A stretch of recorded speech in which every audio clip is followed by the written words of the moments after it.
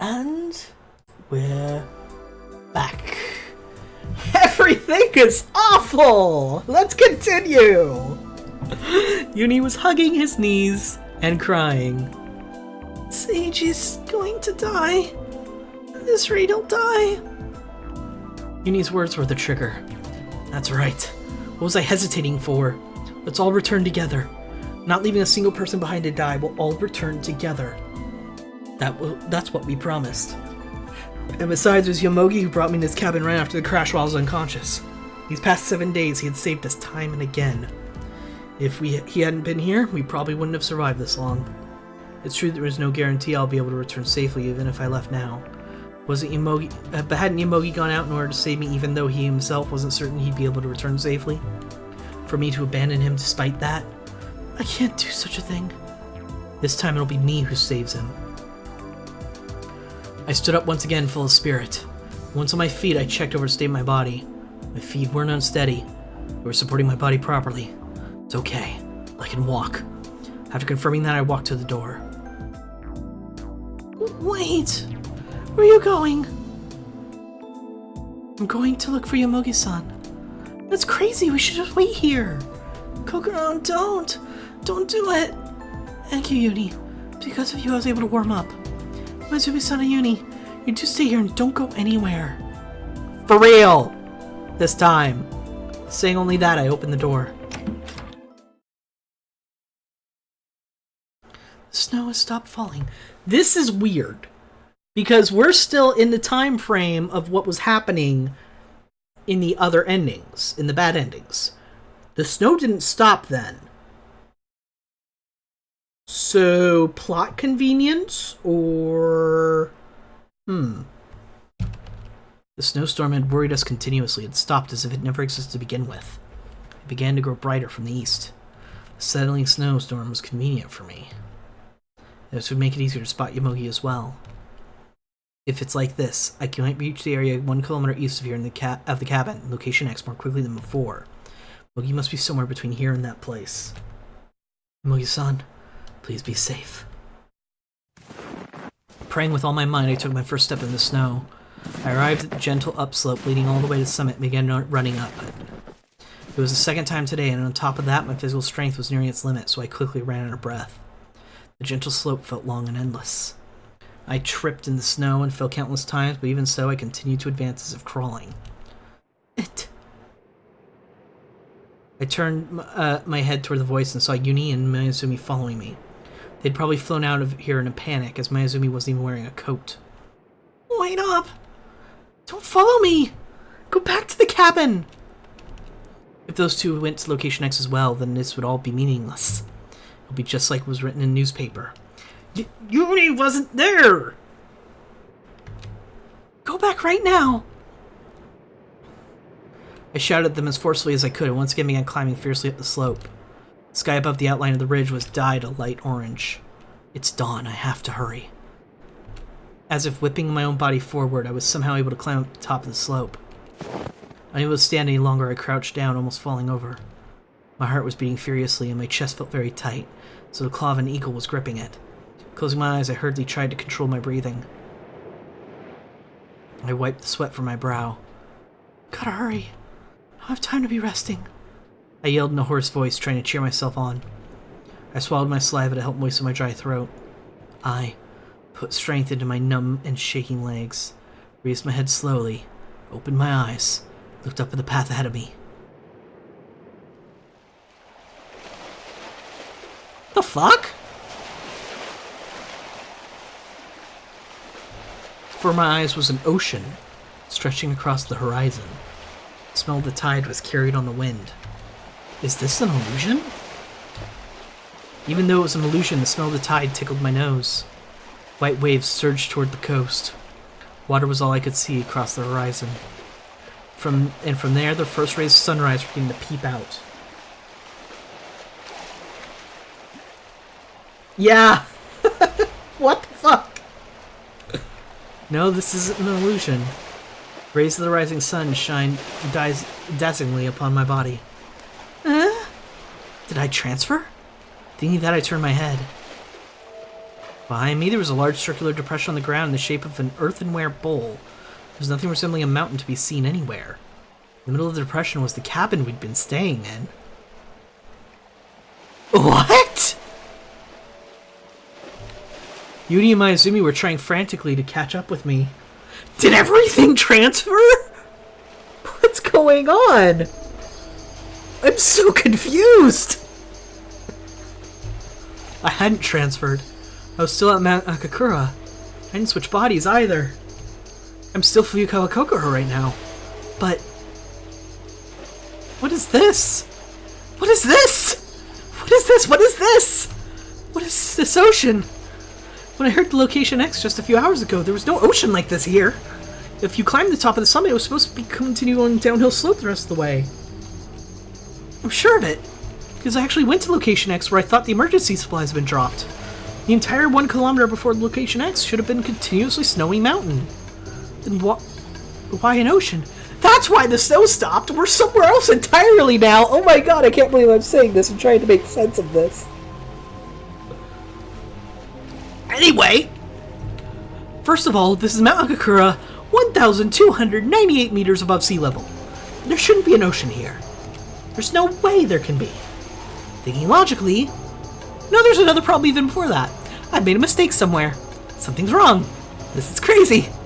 Does this mean space-time is distorted and the Mount Akakura is now connected to another place? The boundary of the place where we were right now is a complete 180 turn from the real world. And as if another world is spread out before me. I fell to my knees. The limit of my comprehension had been exceeded. The world is broken. The things I thought were absolute had completely crumbled and disappeared. What was reality? What was fiction? If there was such a place as reality in this world in the first place, I didn't understand anything. Your confusion level has reached 999. Reading the counter stop. As your prize or achievement, your mind will be completely blown. Oh, it's the ocean! Before I had noticed, Uni had caught up with me. Seeing the ocean, his eyes widened. So it's not just our hallucination. Good to know. Wow, the ocean, the ocean! He cheered and continued running down the slope. Oh, wait, Uni, wait! Stay away. We shouldn't do anything carelessly when we don't know what's going on. Uni ran along the coast. What is this? Mayuzumi, in just her suit, had completely forgotten about the cold and stood there dumbfounded. Stumbling, she followed Uni down the slope. Stay away! Panicking, I followed the two of them. Mayuzumi-san. Catching up to Mayuzumi while she was still on the coast, I clung to her. Why is there an ocean? I don't know, but... I had an ominous premonition. A vague feeling of anxiety. Something was happening. Something I couldn't compare with anything that had happened up until now. At least it's a shared hallucination. Yeah. That was what it felt like. What is this? Mayuzumi was now coming closer to me instead. Were we on top of a mountain before? I don't know either. Yay, this is really cold. It's the real ocean. Uni shouted in surprise as he scooped up water from the beach. Don't, Uni. Don't touch it. Well, I thought you shouldn't touch it. I didn't understand myself. Anyway, we didn't know its true nature.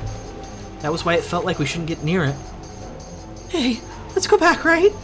At any rate, we should go back to the cabin again. What are you saying? If we walk along the coast, we should reach the town eventually. Why didn't I notice something like this sooner? You didn't notice it because it didn't exist sooner! We're on the island where Sphia is. Maybe? I don't know. Everything is weird. We spent an entire week in that freezing cabin. Now we look like fools. I frantically shook my head. No, it's not. There wasn't an ocean here just a few hours ago. That's not it. Mayuzumi suddenly gasped. It can't be. The old man escaped by himself? I told you that's not it! What is... The ocean wasn't here a moment ago! Perhaps pressured by my frantic appearance, Mayuzumi tilted her head, dubious expression on her face. Then where did Yomogi-san go? What? That's right. Where had Yomogi gone?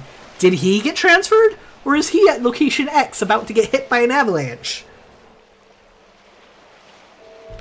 Yomogi had followed me to Location X and never returned. Now Location X had disappeared! Or we disappeared. Now stretching in front of my eyes, there was an ocean. Where did Yomogi go? It couldn't be. Is he somewhere in this ocean? It can't be right. Frightened, I stumbled and fell into the snow. Because if anything happened to Yomogi, it'd be my fault. At that moment, someone's coming! I'm sorry, I just mixed up like two voices there. Someone's coming! My head shot up in response to Uni's voice. Along the coast, I saw a silhouette of a person running towards us. He was still far away, so I couldn't see him that well, but there was no mistaking it. It had to be Yomogi. Or it could be literally anyone else! We don't know where we are! Feeling relieved deep down inside, I stood up. I started dashing toward the silhouette. Yomogi-san! I shouted at the top of my lungs as I ran. I ran. The sunrise shone on us. The sunlight was strong enough to blind me. Violent waves were drawn in from the sea. A silver-white snow sparkled in the sunlight. The silhouette approached from within the glittering sunlight. Little by little, the outline of the silhouette became clearer. Then I suddenly realized it. Had Yomogi-san worn such a long coat? Oh, fucking hell. It's Satoru. Not only that, was Yomogi that slender? Yomogi-san? My feet stopped their forward charge. As I shielded my eyes from the sunlight with one hand, my eyes suddenly froze on what they saw. You're... Oh. But, game? That isn't Yomogi. That's...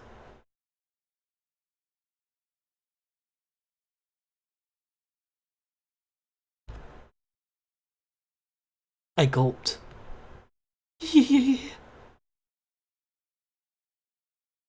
My voice shook.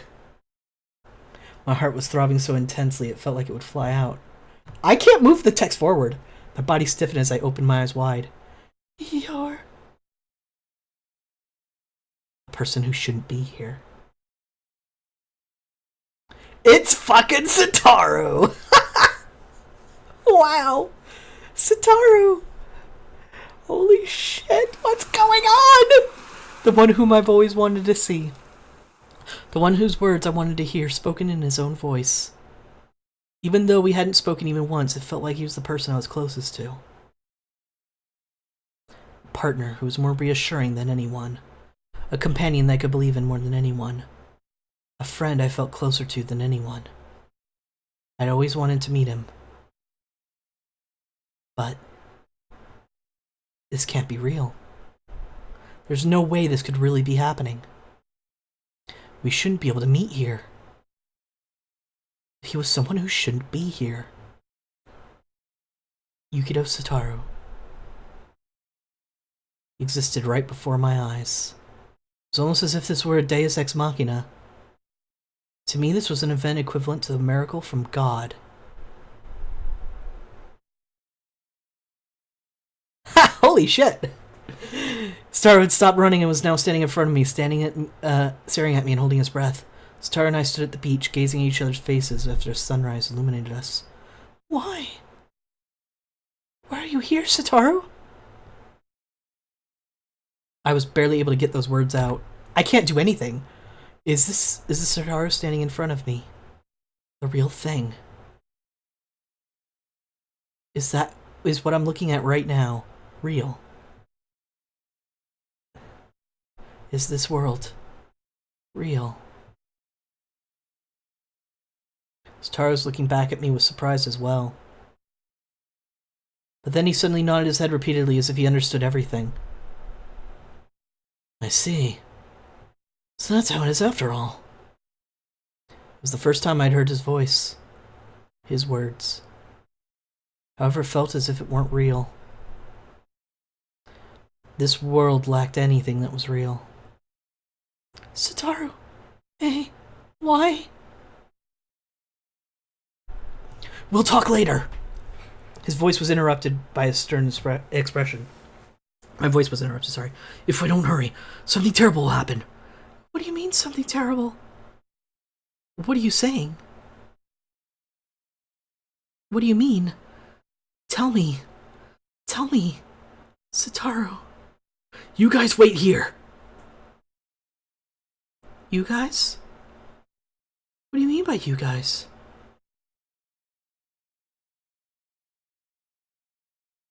Turning my head, Mayuzumi and Uni were there. The two of them were standing there dumbfounded, their eyes fixed on Satoru.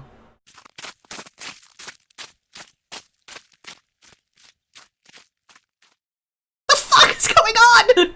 All of a sudden, Satoru broke into a run. Where are you going? Satoru didn't turn around even when I called to him. He was getting further and further away. Satoru was leaving. His back was getting further and further away. He was going to leave me behind. No. I don't want that. Don't leave me behind. Don't leave me alone. Wait! Please wait! Don't follow me! His words didn't reach my ears. With only the feeling of not wanting to be left behind, I chased after Satoru's back. Because even if this wasn't reality, the only one I could rely on now was Satoru. Satoru was to me an inseparable existence, unlit apart from one another like twins in one body, sharing the same fate. That's why I absolutely won't miss my chance. I won't let him go. I'll follow him. I'll chase him. In order to find my other half, I'll keep chasing after him no matter where he is. That's right. Surpassing light. And exceeding infinity.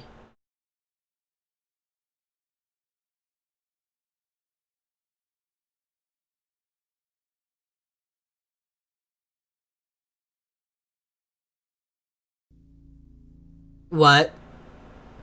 I'm still so confused! There's gotta be a way to play other... Okay. Every time we save, it says Kokoro route, or Kokoro's scenes, or whatever. So obviously there's another route to go. Wasn't available to us! So I think now we get to play as Satoru and figure out what the hell is going on. But I'm so confused!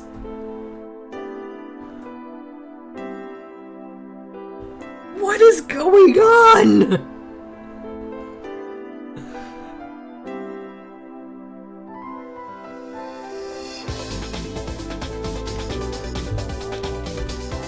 I can't do anything about this, by the way, so we're just gonna have to sit through this. There's obviously more endings. There has got to be more endings. Satoru knew what was going on. Don't know how. He's known something since the very beginning of this damn game, and I want to get in his head and find out what it is. Not the only one confused here. I am very confused. Can sit through it, you deserve it. I didn't say I dislike the music. I just can't read any of the credits, so it's not useful to me. I would love to give these people the credit they deserve, but it's all Japanese.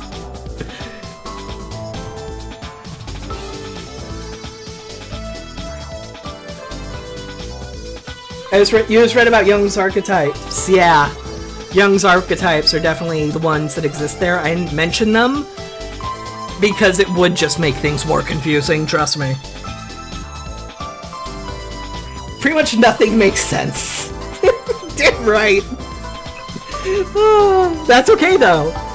There's gotta be another route that you get to play now that we finish this. We have to be able to play as Satoru. We just have to. It's the only way things could make sense. That or Uni.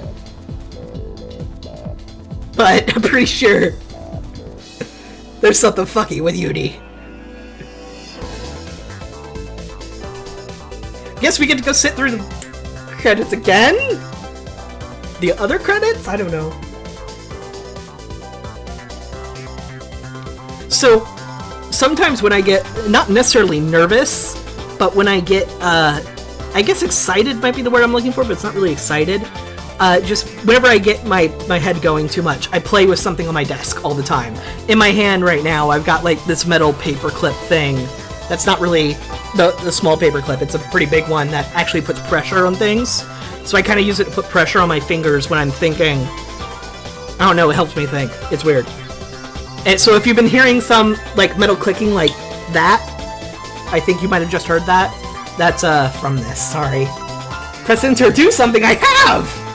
I'm doing things! It does nothing. If there's 3 routes, you probably play as Sataru next and then Uni. That's my guess.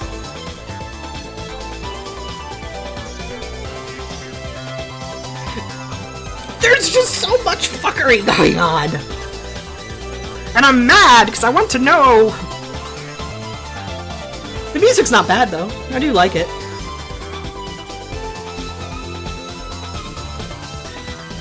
God, it's hot today. Hold on. I'm gonna check the temperature, because I am sweating in disgusting ways.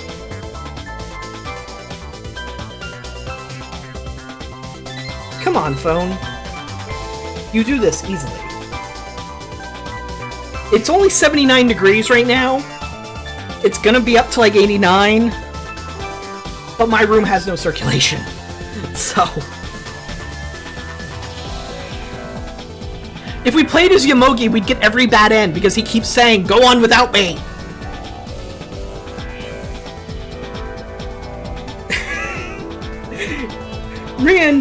Rian, are you channeling my friend Iluniar right now? Because he's the one that keeps trying to convince me to date the potential serial killer.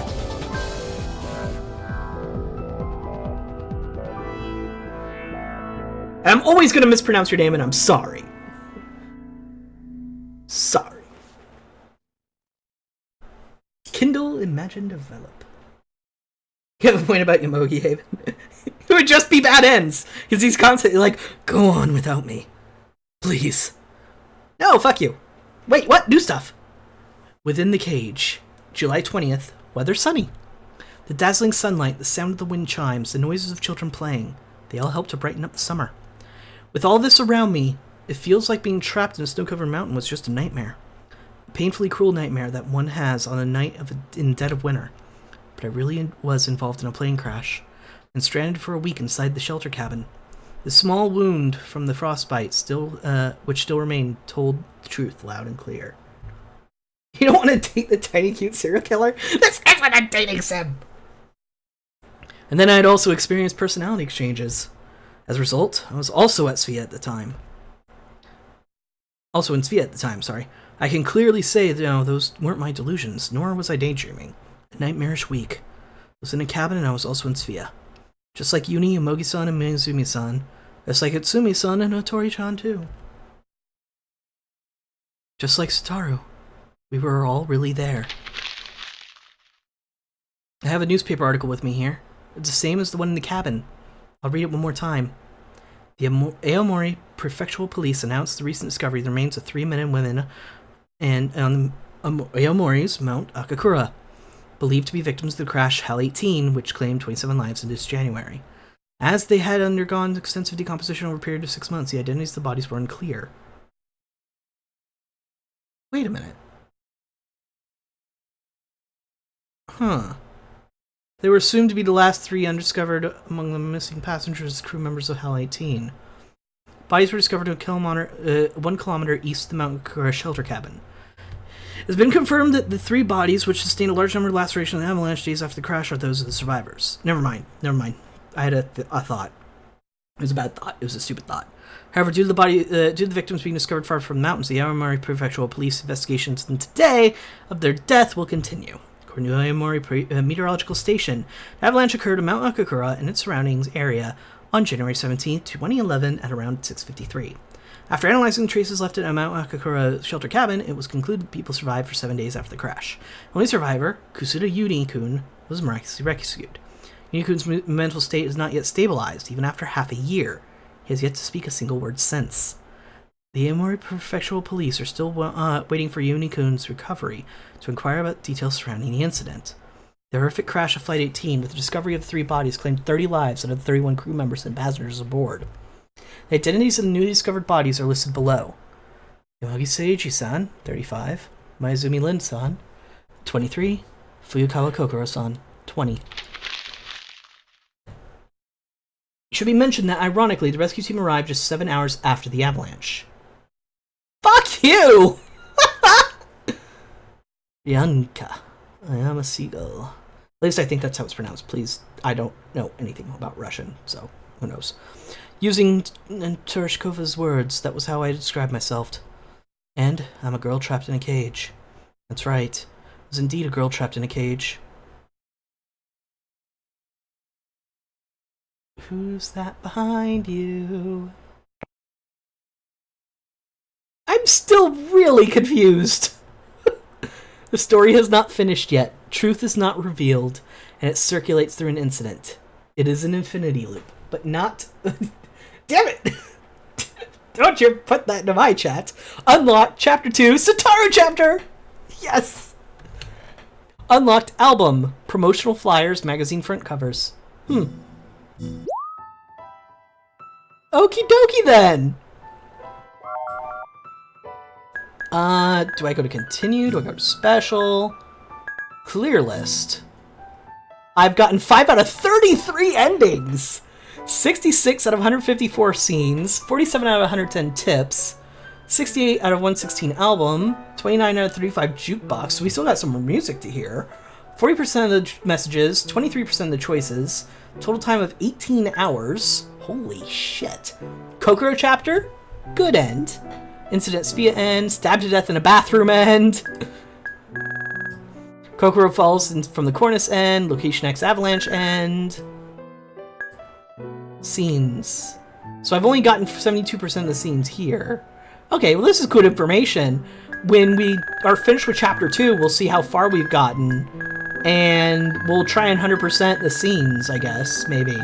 If that's not too ridiculous. Because it looks like it might be.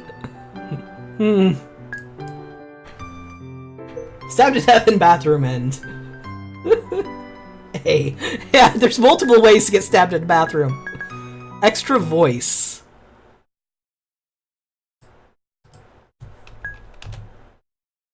Okay. I've turned the voices off, so... Album. Kokoro, Satoru, etc. Oh, so we get to see all the scenes they're involved in, or something. Oh, that's adorable. Alright, well, enough futzing about. Let's actually start. Do I go to continue? Or do I go to new game? Ah, here we go. Yeah, we go to Satoru. I'm excited! I want to find out what the hell is going on. I'm a seagull. These were the words uttered by the first woman in space, Valentina Tereshkova. All alone aboard the former Soviet Union spaceship Vostok 6. Actually, it's letting me skip this. So, I guess we're not actually seeing Satoru's side yet?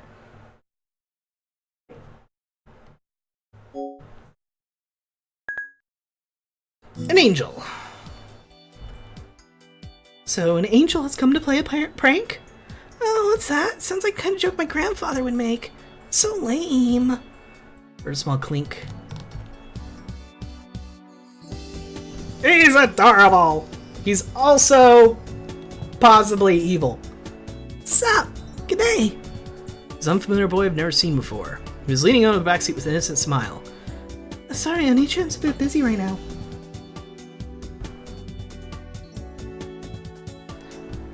I know you're bored, but if you want to play with your mama instead, okay? Mama isn't here. And how about your papa? Where's your papa's seat? Boy didn't say anything, just shook his head. That means it can't be. Are you alone? This time he nodded his head. You're an elementary school student, right? Yeah. Oh, Oh, traveling alone in the airplane even though you're so young, sure is something, isn't it? It's not that impressive. Even though he said that, you could still tell he was quite pleased at being praised. He seemed very innocent and charming. If not for the sharp tongue I had heard earlier, I would have been under the complete influence of his childish charms. Now then, if his charming archaic smile an attribute of his true face, or is it just a cute facade hiding his wicked nature? Even though at my age, you'd think I could immediately tell whether a kid was putting on an act or being sincere. But right now, someone who's experienced both sweetness and bitterness of the world, see an undefiled smile side of him that I wanted to be real. How old are you? Asked a question, not quite sure when I became so talkative. 11!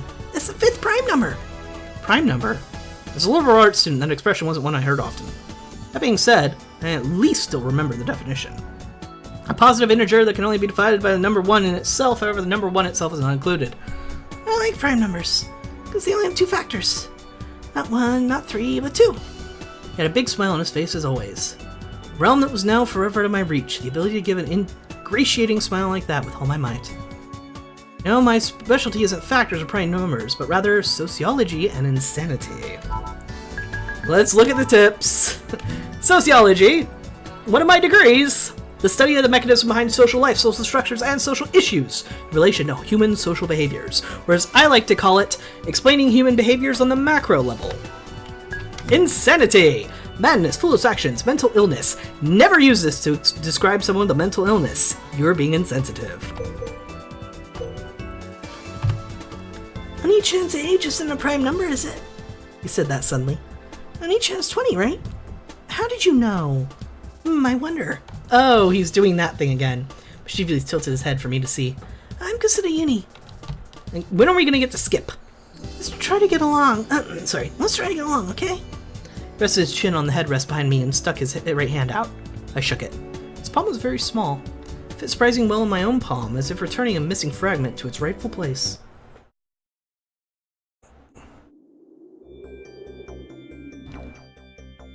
Alright, now we're back at skipping stuff. Tell me how you could guess how old I am. Give a brief self-introduction. Uni slipped in the seat beside me. Damn it! I can't skip ahead. Impressive, right? Uni threw his head back in the seat and made a sound with his nose. Maybe I'm psychic. Come on, stop playing around and tell me. Let's see. I can tell you, but in exchange I have a favor to ask. Never mind, now we can skip. Skipping! It's a new game. Obviously, you've never seen this before. Quiet, you.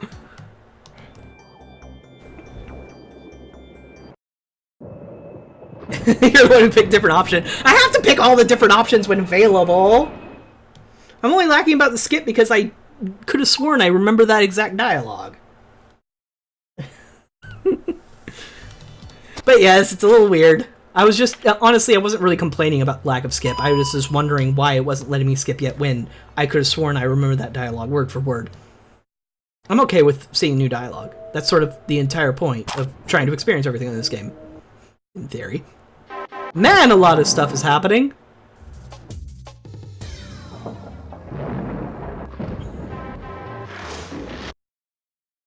It's like 999 skipping, not VLR skipping. Yeah, VLR skipping is neat. I'm enjoying that. Plane crash!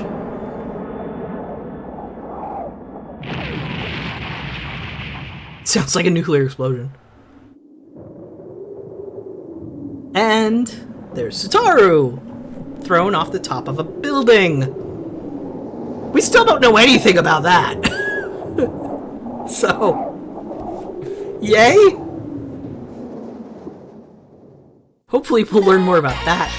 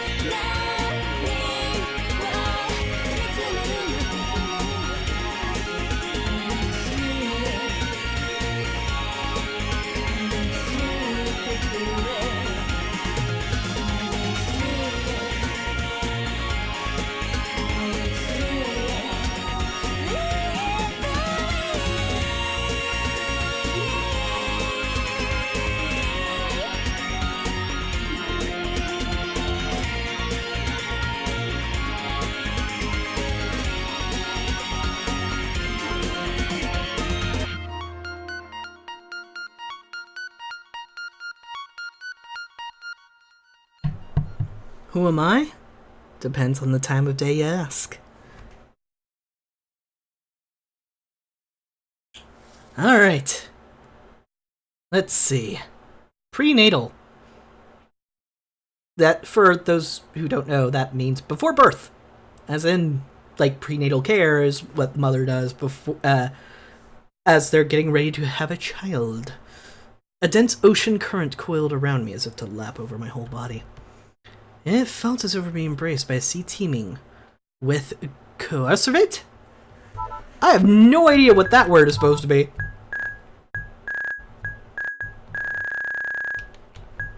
Ah! Well, I forgot. Apparently Deus Ex Machina is here. Let's read that. From the Latin, literally meaning God from the machine. A frequently used plot device in old place in literature where, in the midst of a seemingly hopeless situation, a previously unseen character or object will suddenly appear and provide a convenient resolution in a story. Use of this type of device in a story later came to be called by its name. By this name, frequently seen in Greek tragedies of Euripides, whose conclusions were often marked by a god appearing from above and being lowered on the stage via mechanism similar to a crane. Aristotle, in his writings on aesthetics, argued that all the elements of a story should arise internally, naturally, and necessarily, following from the previous actions of the play, and opposed the use of this device, saying that the sudden Deus Ex Machina appearance of a previously unseen character in the middle of a play, contingent on the use of the plot, was poor storytelling. People still believe that! Coercivate. A small spherical droplet of hydrophilic colloids suspended in a liquid, which forms when solutions of colloids are mixed under suitable conditions to achieve and maintain a stable state.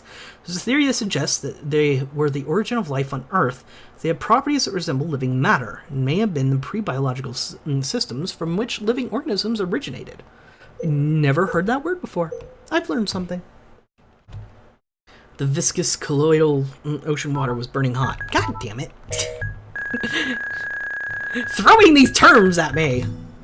A chemical mixture in which particles of one substance are dispersed evenly through another substance, such that, though they are larger than most molecules, they cannot be seen with ordinary optical microscopes. Examples include glue, starch, agar, egg white, mayonnaise, and smoke. I couldn't breathe. I writhed, agonized in the scorching hot liquid. Is this a dream? That question crossed my mind out of nowhere. If this was reality, then I might have traveled 4 billion years back in time and awoken in the primordial sea. Extending a sensory organ which was neither an arm nor a feeler, I tried to search for my body. This thing I called my body was nowhere to be found, only a soft, flabby aggregation of amino acids surrounded me. I began to melt into the boiling water, as the water also melted into me. I can no longer tell when my existence begins or ends. Felt as if the whole vast sea were myself. There were no singular entity in existence here. But I am here.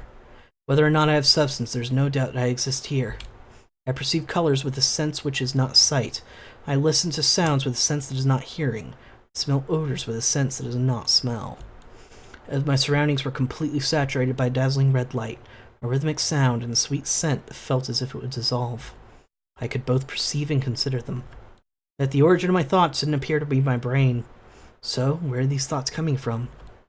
Perhaps the great sea surrounding me is controlled by controlling my thought processes. Or could it be that perhaps this very thought is false? If that's the case, then I'm not thinking, not feeling anything. Do I not exist? Upon thinking this, I was suddenly assailed by an unbearable anxiety. I'm not here.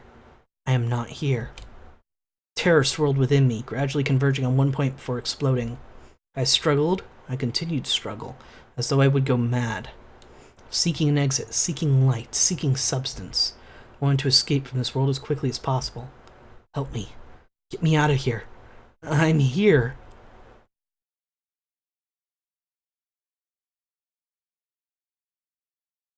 Uh-oh. Ah! What happened? Hey, settle down. Calm down. Just calm down. Well, there's that fit we were talking about. First time they'd mentioned Starro.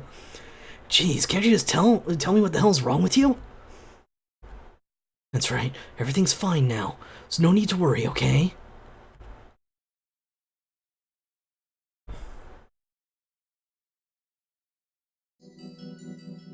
Where am I?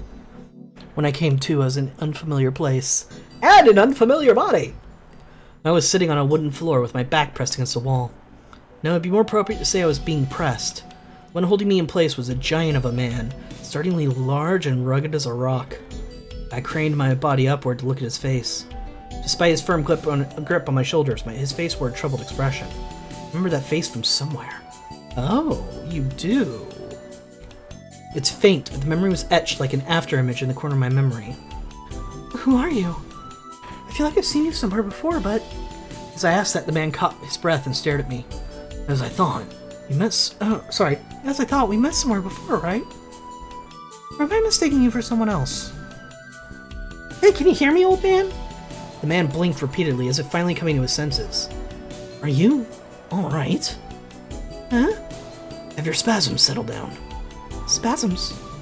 You were having a violent fit. I was pretty worried. I thought you lost it. The man slowly let go of my shoulders. Well, you've been through quite an ordeal. I'm sure you've been having some pretty scary dreams, but... Dreams? That nightmare is red as fresh blood. Even just thinking about it made me shudder. I see, so I was struggling because of a nightmare. Really, just like a little kid. Sneering in self-derision, I replied by shaking my head a little. Well, I suppose the dream doesn't matter. More importantly, my top priority was to find out where I was and what was happening. Pushing aside the mountain of a man who was blocking me, I tried to look around.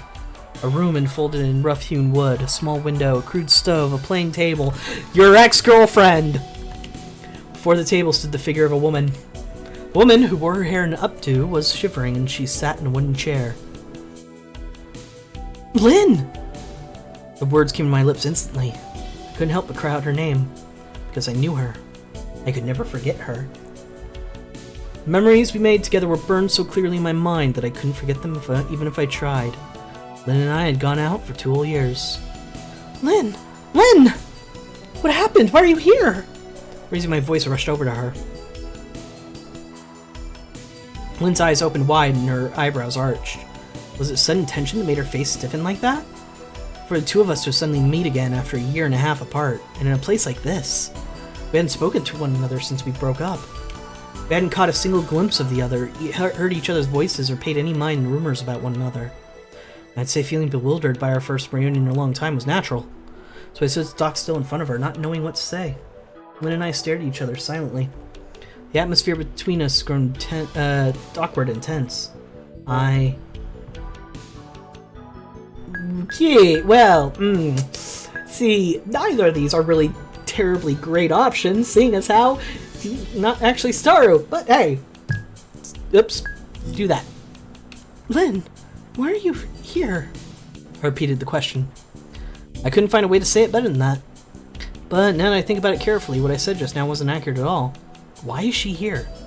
I shouldn't go asking her a question like that when I don't even know why I'm here myself. Are you looking for a fight or something? Abruptly, Lynn began to speak. Don't you address me in that buddy-buddy tone? She leveled a menacing glare at me. And my name?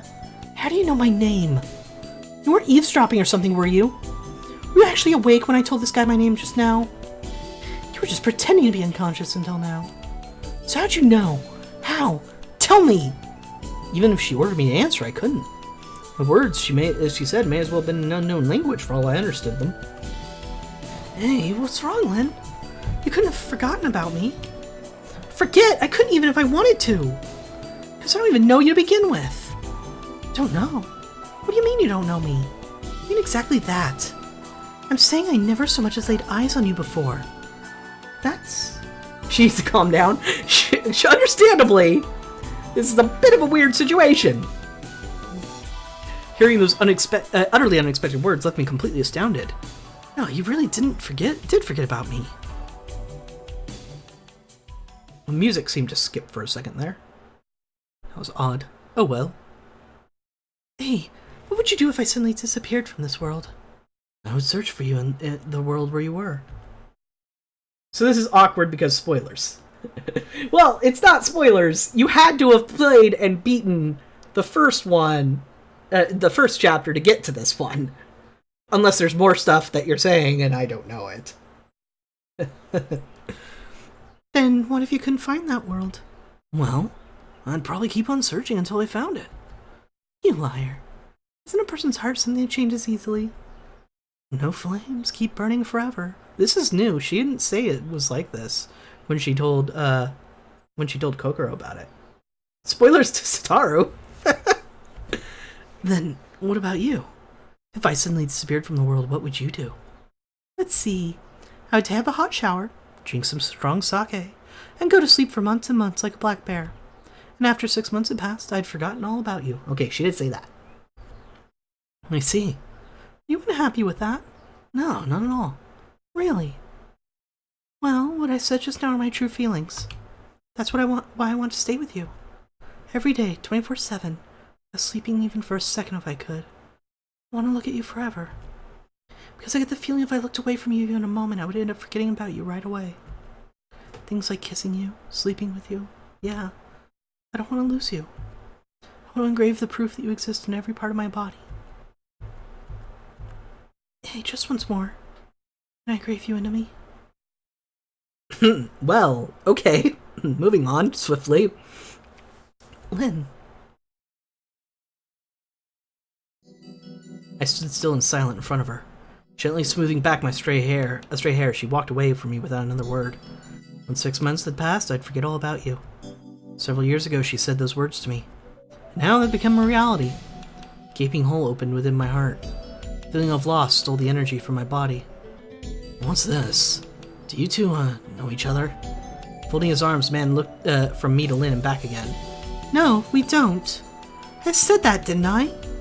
Now, don't get so angry. Maybe it's just a misunderstanding. It's not uncommon. Lynn turned away and sat down to sit down in the bottom bunk. Then, misunderstanding? There's no misunderstanding.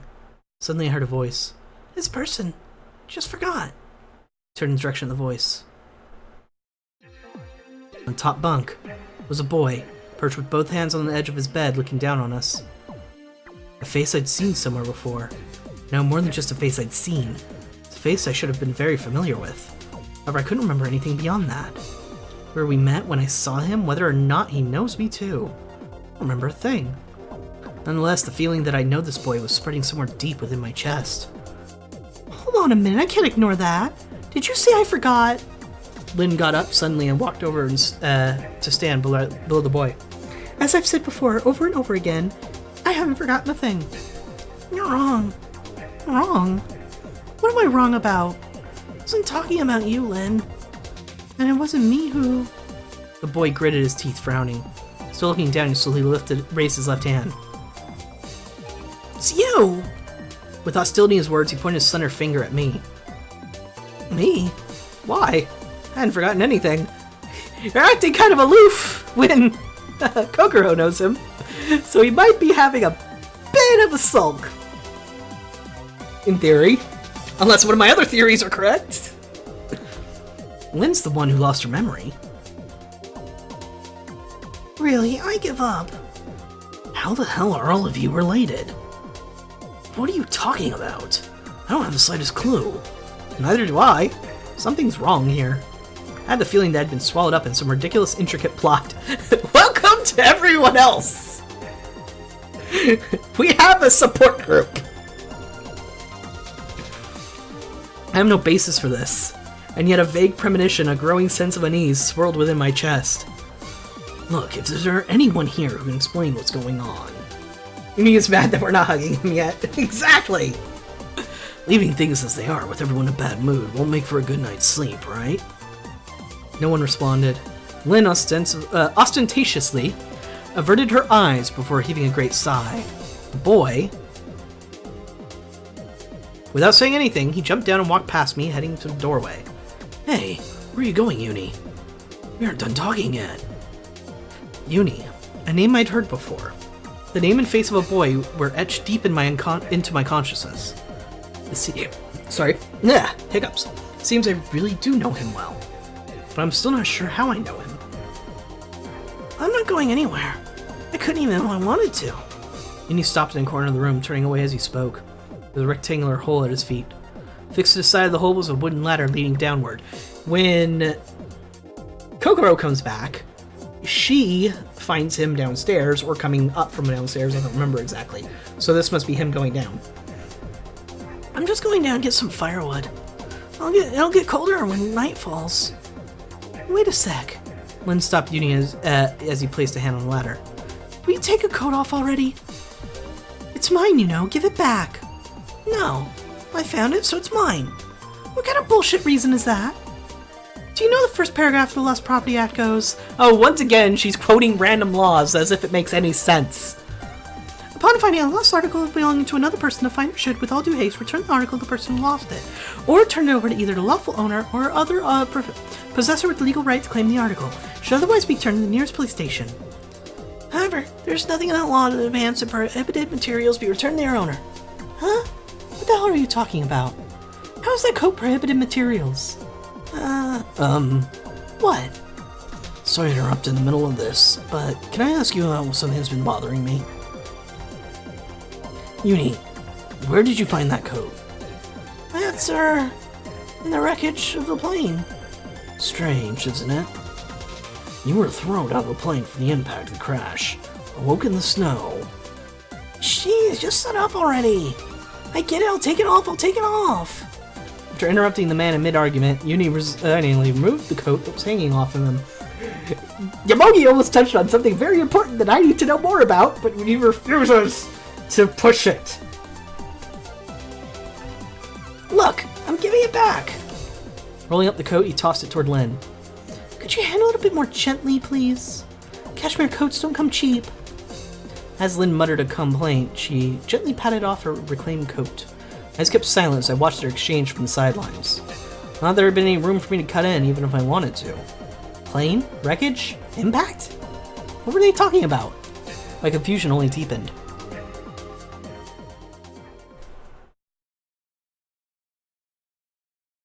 Animus. Something we will touch on, I believe, next time, because you see, that was the end of today's stream. First of all, an apology for not doing too many streams this week. Been kind of rough. I'm not going to go into details, but I wasn't feeling terribly entertaining most of those days. And one of them, it was completely unavoidable as to why I couldn't be on stream. So with that said, I do apologize, but trust me, it's probably for the better I didn't stream. As for today, I do, normally I stream Monday through Friday starting at 10 a.m. PST, that is 1 p.m. Eastern. Tuesday, Thursdays, I stream what you've seen here. Remember 11, Age of Infinity. We have finally started Chapter 2, and I'm excited to see where this goes. I'm very, very excited. I think Satoru's going to reveal a lot of things, because he knows way more than he lets on. Monday, Wednesday, Friday, I stream Dragon Quest VI, blind, as chosen by you, the viewers. In theory, if I stream tomorrow, which I should, we could finish tomorrow, because we are definitely in the last area, or at the very least headed to the last boss. So, the finale might be tomorrow. However, remember 11 gets cross-posted to YouTube. Speaking of YouTube, you can follow the link on screen. The link below the stream is my YouTube channel. On YouTube, I have a YouTube-specific series. Monday, Wednesday, Friday, that is Resident Evil 5. Join Chris and Sheva as they search Africa for the source of the BOWs. Starting tomorrow, we're going to be having a bit of a boss fight. You're going to want to tune in for that one, because it's gross. Really gross. Not the grossest, though. Don't worry. That gets better. Anyway, that's it for me for the day. So thank you very much for watching. I'll see you folks next time.